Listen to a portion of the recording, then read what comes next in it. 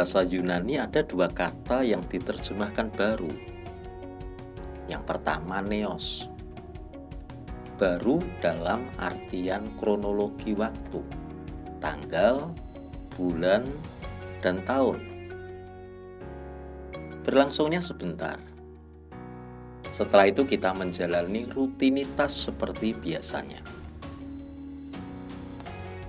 Yang kedua, baru dalam hal-hal yang bersifat kuantitatif, target, hasil, angka, dan lain-lain.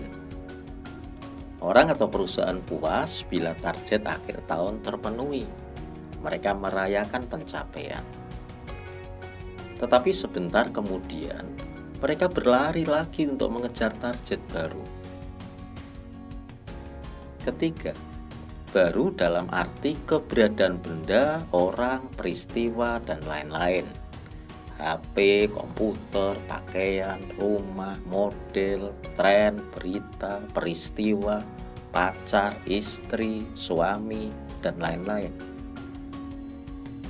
Kitab suci mengatakan apa yang pernah ada akan ada lagi, dan apa yang pernah dibuat akan dibuat lagi. Tidak ada sesuatu yang baru di bawah matahari. Pengkhotbah 1 ayat 9. Bila orang mengejar hal-hal baru yang bersifat kuantitatif, material, angka, tren, model, dan lain-lain, mereka akan kelelahan, tidak ada puasnya dan tidak ada habisnya. Berlakunya sebentar.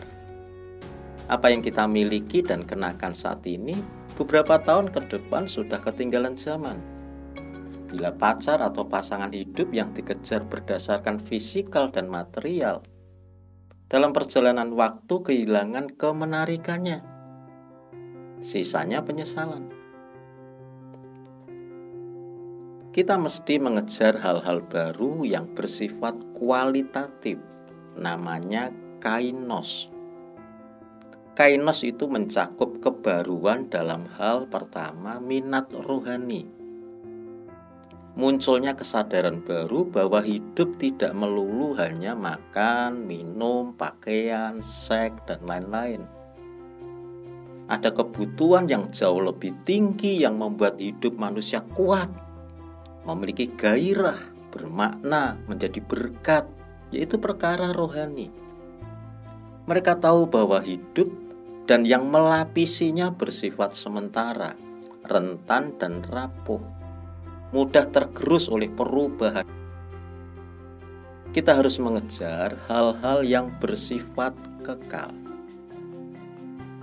Kedua, kainos itu mencakup perubahan perilaku, karakter, cara berpikir, dan emosi kita. Yang membuat hidup lebih hidup itu bukanlah pernak-pernik kehidupan.